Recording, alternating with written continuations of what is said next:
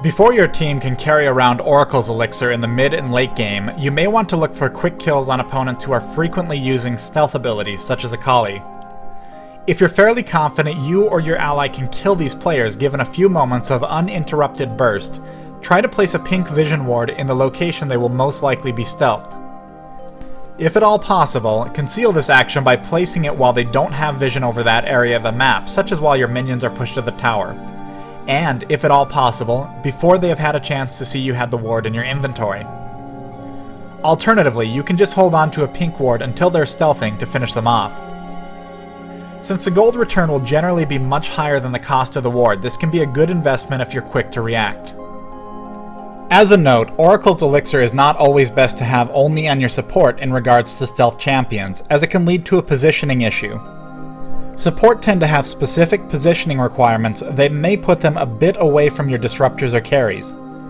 To actually hunt down and kill stealth champions, it helps that the players that are either being attacked by those champions or are capable of securing kills on those champions have an Oracle's Elixir running themselves. Depending on the situation and the current matchup, you may need the assistance of teammates to effectively ward and counter-ward around the map. The first factor is whether the opposing team has a vision advantage of their own, and whether they're quickly acting on that vision. It can be very difficult to win the vision game once your opponents already control most of the map. The second factor is how reckless your opponents are. Most advanced players will not put themselves at risk by moving blindly into the fog of war while several opponents are not accounted for. The fear of being caught out of position and being ganked is a very real thing, and it's one of the biggest advantages of denying an opponent their map vision. By mid-game, a player wishing to place wards can usually do so alone if they have already denied the enemy vision, and will have some advance warning from their own vision on approaching enemies. It's also a good rule of thumb to immediately take opportunities to ward and counter-ward when you can see threats on the opponent's team somewhere else on the map. This is the safest time to move around solo. However, less experienced opponents are less likely to have picked up the habit of being careful about overextending and avoiding potential traps. This will actually make it harder to safely place wards alone if you're playing a less survivable champion. On the flip side, roaming with your team is more likely to net kills on opponents who are out of position. The bottom line is that warding without teammates is safest when you already have a vision advantage over your opponents. By warding and counter-warding early and often, you can more safely maintain this advantage without needing your team to break off every time you need to refresh vision. Once wards are out, they should usually be treated as secondary objectives. If you can defend a ward before it is counter-warded, do so. Keep an eye on wards that are protecting your lane and quickly respond if you reasonably can. It can be frustrating when an enemy counter-wards you, especially in the early game. However, if the ward was necessary to your survival or acted as a deterrent, it can sometimes be to your advantage to immediately replace a ward even if there's a very high chance they'll kill it again. For example, if a player placed a pink vision ward in the river bush and killed your ward, placing a green sight ward may result in them countering you again while their vision ward is still active. Immediately placing a new ward can lead to two potential benefits.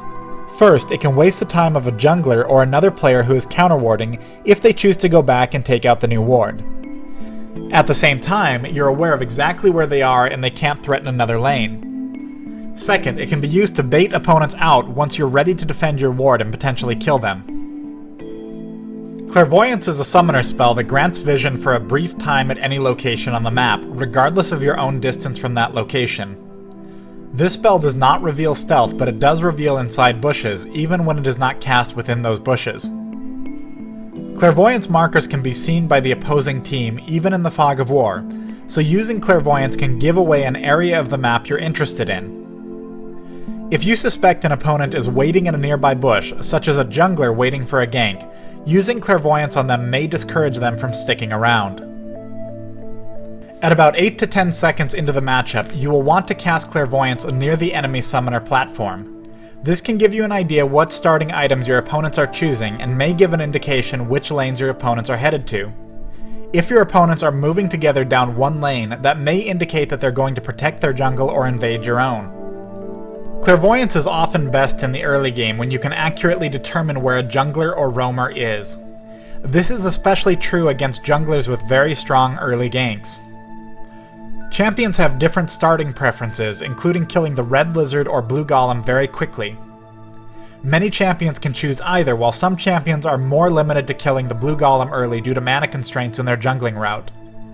For example, an Amumu will tend to start at blue golem due to the mana regeneration buff, whereas a Lee Sin is more flexible and may start near red or blue. Because jungling is different for every champion, and because many champions have options, there's no hard rule to tell you the best places to clairvoyance at any time.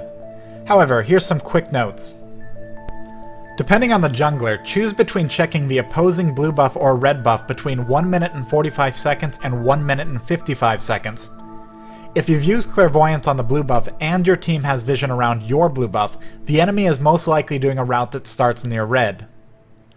Junglers who pick up an early red buff are more likely to also go for an early gank. If the purple team goes for red, expect a potential early gank at top. If the blue team goes to red, expect a potential early gank at bottom.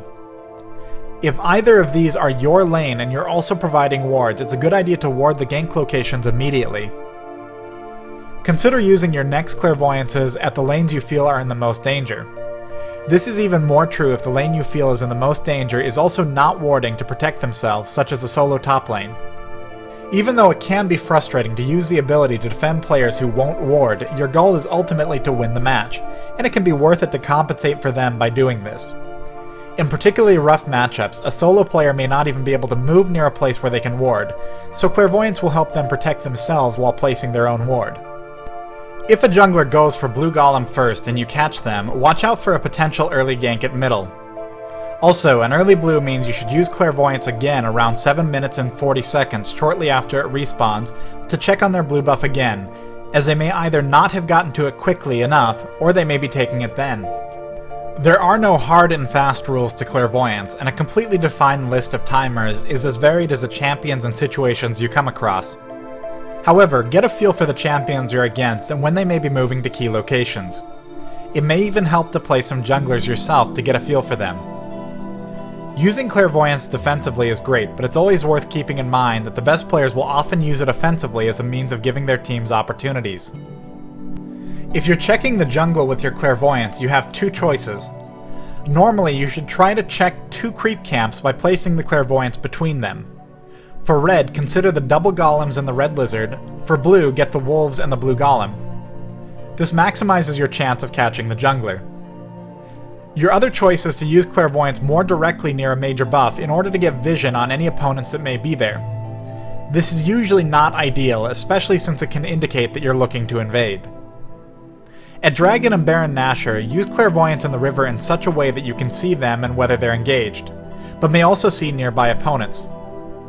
If you're taking these objectives with your team, consider using clairvoyance to check beyond the outer wall for anyone either waiting to move in to steal the kill or attempting to snipe it with long-range abilities.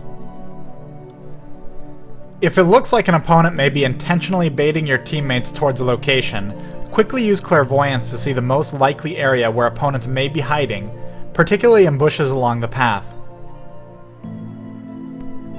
Clairvoyance is fantastic in its ability to see in bushes. Keep this in mind when an opponent is attempting to flee or juke through bushes. If your team loses vision, they cannot use normal attacks or most targeted spells. Even the briefest interruption can fully break a spell combo or prevent a killing blow.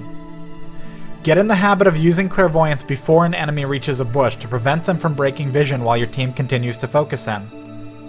In rare circumstances, you can pull this off with wards as well. A well-placed clairvoyance ahead of your own path can give you an idea of when you can't be stopped. In other words, when enemies are not in the path ahead of you, you can reasonably assume that you can safely move in. This is fantastic for positioning your team, but also for placing wards and counter-warding. In this role, clairvoyance can be used to help recover safe territory for your team when you're otherwise shut down.